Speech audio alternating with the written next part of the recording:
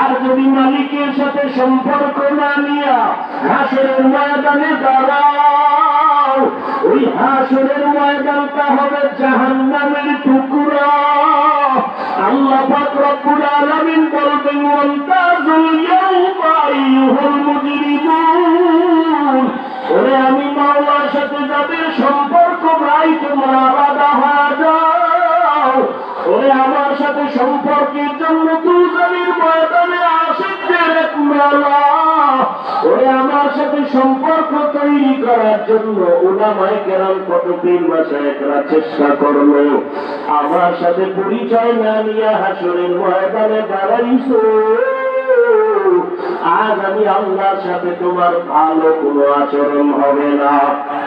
রহমতের নবী নামাজ পড়িয়া এসা পরে আম্মা জান আয়েশার হুজরায় ঘুমায় গেলেন। হঠাৎ করে শুনে কান্নার আওয়াজ। মসজিদে নববীর মধ্যে যেন কে কান্না করতেছেন। রহমতের নবী উঠিয়া বের হয়ে দেখে মসজিদের মধ্যে রাতের গভীরে কে কান্না করে দেখে জান্নাতি সাহাবী আবু বকর দাঁড়ায় দাঁড়ায় কাঁদে। মায়ার নবী ডাক দিয়ে বলে, আবু বকর গভীর রাতে মসজিদে নববীতে কেন নামাজে দাঁড়ায় কাঁদেন? আবু বকর বলেন, ইয়া রাসূলুল্লাহ, আল্লাহর আদালতে কেমনে যে দাঁড়াইয়া হিসাব দিব, ওই মালিকের পরিচয় তো আমি এখনো পাই নাই। আমার মালিকের পরিচয় জানিয়ে যদি হাসরের ময়দানে দাঁড়াই, ওই হাসরের ময়দানে জাহান্নামের আগুনের গরম, অন্যদিকে সূর্যের গরম সহ্য করা সম্ভব হবে না। আল্লাহ তাআলা রাগান্বিত আওয়াজ দিয়ে বলবেন, লিমানিল মুলকুল ইয়াউম লিল্লাহিল ওয়াহিদিল কাহ্হার। আল্লাহ বলবেন, আজ দিনের রাজত্ব কার? ও রাজা বাদশারা, ও অহংকারীরা, আলেমরা পায়ে ধরে ধরে বুঝায় নামাজ পড়ো, পর্দা করো, হালাল খাও। অহংকারী ভাব নিয়ে বলো নামাজ পড়ার দরকার নাই, রোজা রাখো না, পর্দা করো না। তবে আমার মাওলাকে ছোট মনে করিও না। আমার আল্লাহ যত দয়াময় ততটাই ভয়ঙ্কর। ওরে কিয়ামতের ময়দানে আমার আল্লাহ যখন রাগান্বিত হয়ে আওয়াজ দিবে, হাসরের ময়দানটা থরথর করে কেঁপে উঠবে। আরে মানুষগুলো পাগলের মতো হয়ে যাবে, গুনাহগারের মাথার মগজগুলো ভাতের মারের মতো কাস্টার করে ঘুরতে থাকবে। ওই জাহান্নামের আগুন সহ্য করা সম্ভব হবে না রে আল্লাহর বান্দা।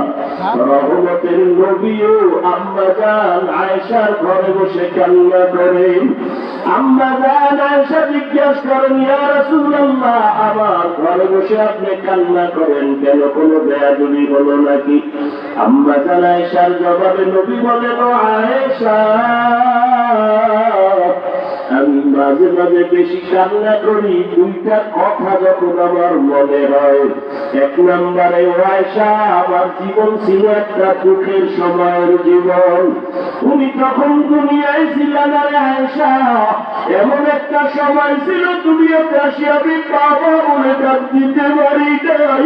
6 বছরে আমি আপা হারাইয়া বড় ইয়তীম। তাইফের ময়দানে আমাকে পাথর মেরে রক্ত ঝরায়। ওরে আমার তখন দানেও কেউ নাই, আমার আপনজনেরা দুশ্মন পথে কাটা যায়। আমাকে মারার জন্য কত ষড়যন্ত্র করলো। ওই সময় আমার কেউ নাই। ওই সময় আমার একজন আপন সঙ্গিনী ছিল খাদিজা,